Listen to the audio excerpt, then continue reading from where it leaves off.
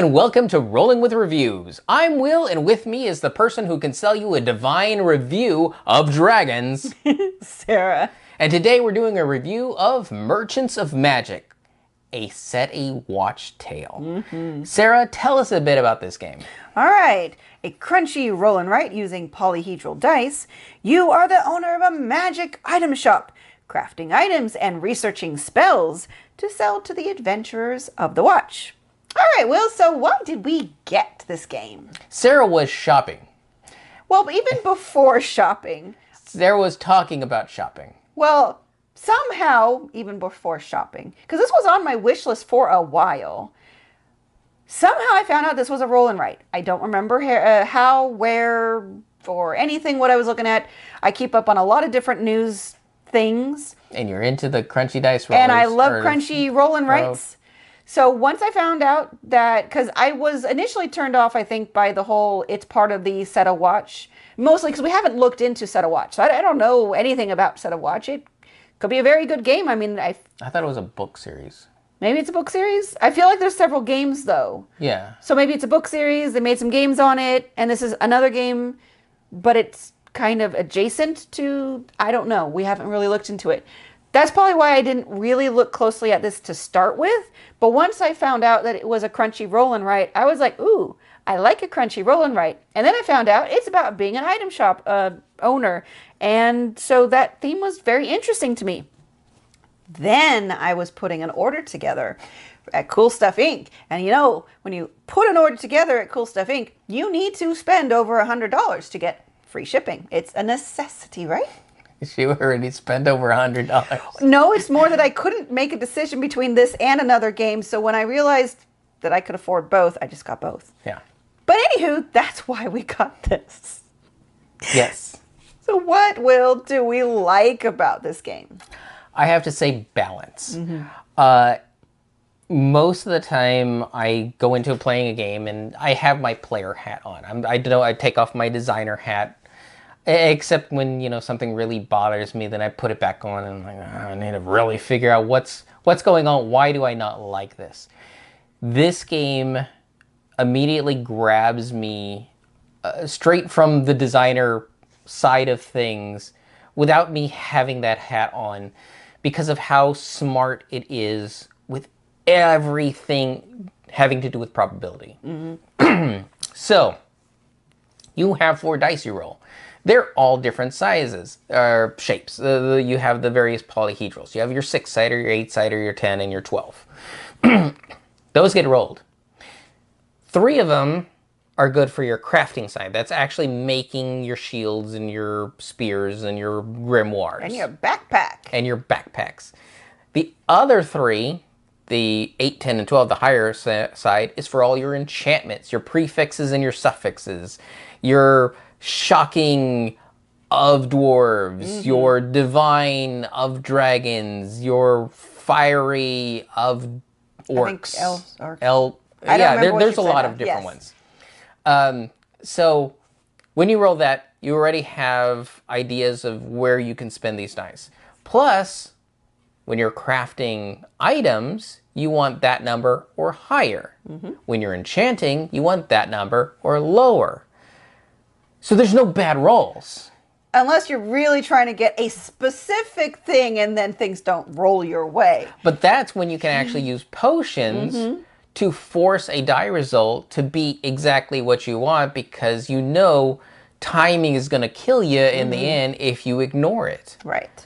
So all the choices and how it's built out is absolutely fantastic. Agreed. I haven't seen a roll and write this well balanced in quite some time. Yeah, with especially for me, how it uses those polyhedral. I just haven't seen anything like that before.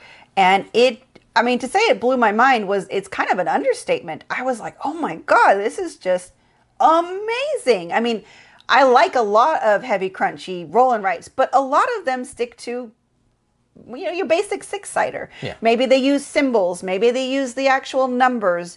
But or they're getting into other things where it's not using dice, but using cards or whatever. But using the different sided dice and then choosing Well, in this grouping, you need them to be higher numbers, but it's the lower number dice, or, 6, 8, and 10, it needs to be higher. But then on the 8, 10, and 12, you need them to be lower. And that probability, like you said, is just really well balanced. Every roll is going to be possibly good and possibly bad. It all depends on what you're trying to do. Yes. So, yeah, that's just really fantastic. And then the other thing that really gets me is, and I have no idea why I like it so much, but I love the concept of being an item shop owner, making things and selling things. I love it in video games, even though I'm like usually terrible at most of those. I really like the concept of it. Yeah. Well, one thing I have to say when it comes to that is this does a very smart thing for doing the whole item shop thing. You're an expert artificer. You build these things. Mm-hmm. You just need to know how to do that. That's where the game is focused on. It's not focused on, well, now you know how to do it, so therefore you must stock every single shelf in order to sell one of each. And it's like, true. Why does this now need to be an accounting simulator? That's true. This game doesn't worry about that. It's like, oh, fine. Okay, you know how to make the thing. You can sell that thing. It doesn't matter how many people want that thing. You can sell as many as you can make, and you can make all of them because you're expert at it. Yeah, I guess that's it. This distills to the fun part of running an item shop is becoming an expert at doing something. And then you can just do it. It's not bogged down into that minutia of, well, this person wants 5 of this thing, 3 of that, and 2 of that. And you've got to fulfill all of that within the time frame, or they leave in a huff and you lose reputation or something like that. And you're not bothered by the fact that I didn't accumulate enough lizard glands to make the special enchantment. It's true. It doesn't deal with the other part of the item shop. Sometimes is you have to go out and collect all the basic ingredients you need to make that thing. So this just cuts out that minutia detailing and just gives you that distilled, streamlined experience of you can do this, do it. Yeah. In short, you have people for that. Yeah. Now let's get to the real business of what you're known for. Well, I learned how to do this. I can do this. Yep. So it's just, I just love the theme. It just really grabs me. And I love the potions. We've talked a little bit about that, how it allows you to manipulate the numbers. So like if you're like, dang it, I need a 6 on the 6-sider and it rolled a 5. Well, if you've done a good job of making other things, you earn potions and you can just make a change to that 6. And it's just for you. It doesn't actually change the dice. So it doesn't change it for anybody else. Again, that's where I like that each person can relatively do their own thing. You just sometimes competing over other aspects of it. Yeah, and this game will demand you to use potions because sometimes like, well, that really hard item, it wants a 7 on a 6-sider. Yeah. And when we first saw that, it was like, is that a typo? How do I roll that? And we're like, oh, you have to use a potion to get up to 7.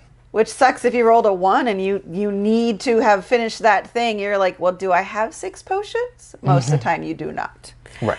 So the other thing we like about the game, and this one is a bit mixed for me, and that's the flow of the cards. So I like it because I see the brilliance of it, and I get completely frustrated by it too.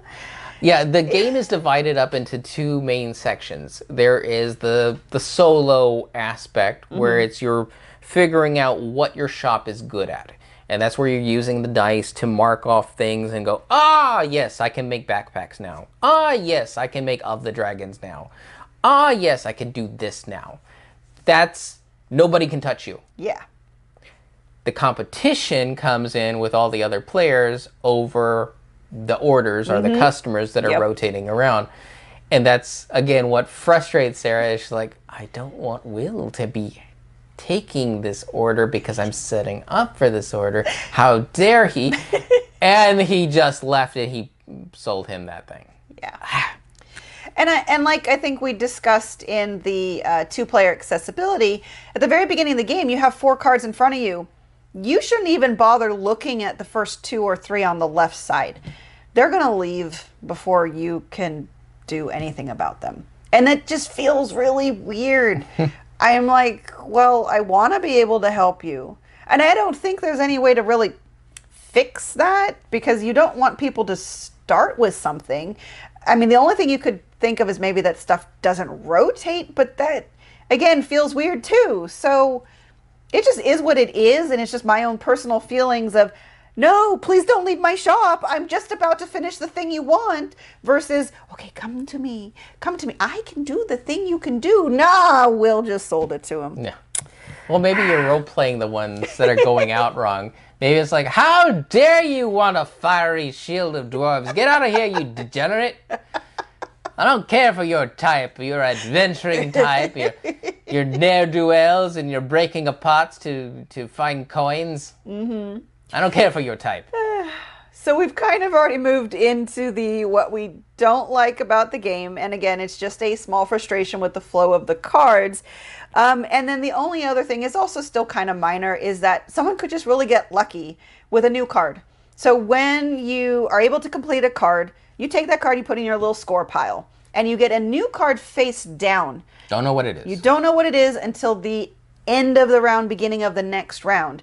And if that card stays in front of you, it could flip up and you could just already be able to meet the requirements.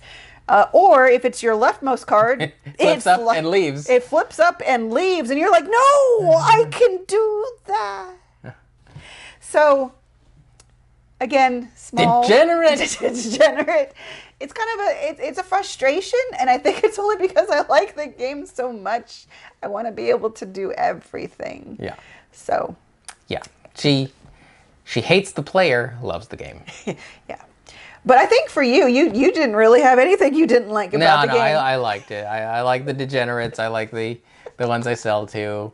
It has a good level of competition, despite it being, for the most part, a solitaire game. Yeah, multiplayer solitaire, sorta. Yeah. So let's move on to our ratings then. So for our ratings, we each have 1d6 worth of ratings to give. 1 is low, 6 is high. We give a number, reason why, add them together, and see what it rolled for us. Sarah, what did Merchants of Magick, a set a watch tale, roll for you? Well, it rolled a 5. Obviously, you could probably tell that I really, really like it.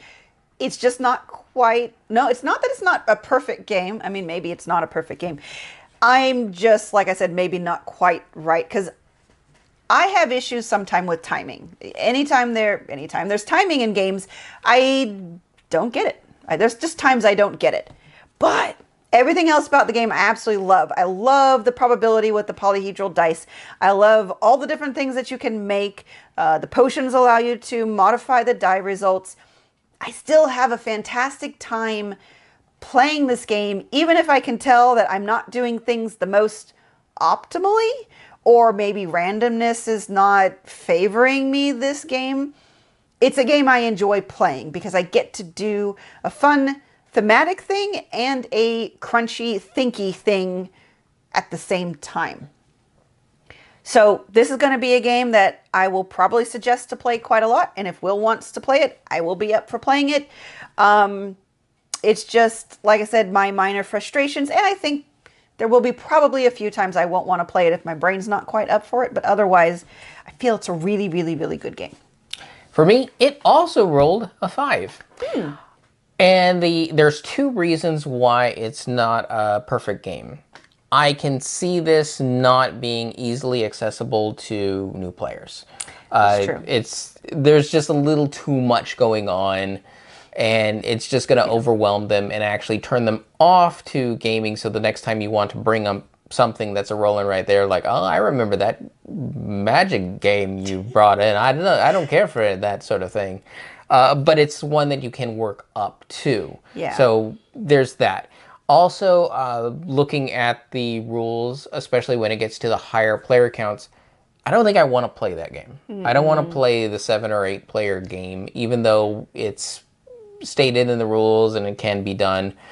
I just don't see the customers moving around that fast being a good experience. Yeah, it just seems a bit too chaotic. Plus, like I said, the way you need to plan ahead, you may literally not be able to see the cards that you need to plan for, and or you could plan for them, but the person to your right could complete them. So you, in some respects, might not be able to plan ahead very much at all, which is why I can see some people's complaints this game is a bit too chaotic and random. Yeah. And I think it's because of the higher player counts. Yes, but if you're playing a 2-player game, this is absolutely fantastic. And just the way it's built from the ground up, it's an expert level class in understanding probability. Yeah. Because it takes into consideration what's possible on the different die faces and cooks that into the balance of the game.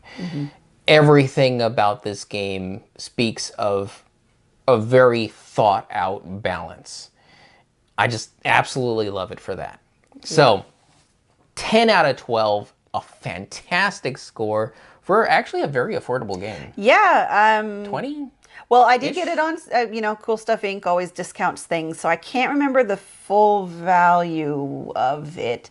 But I want even at 30, I'd say this was a good deal. Yeah, even if it's more somewhere between $30 and $40, I think this is a very good game. Very, what do you call it? Good value for your money. Yes.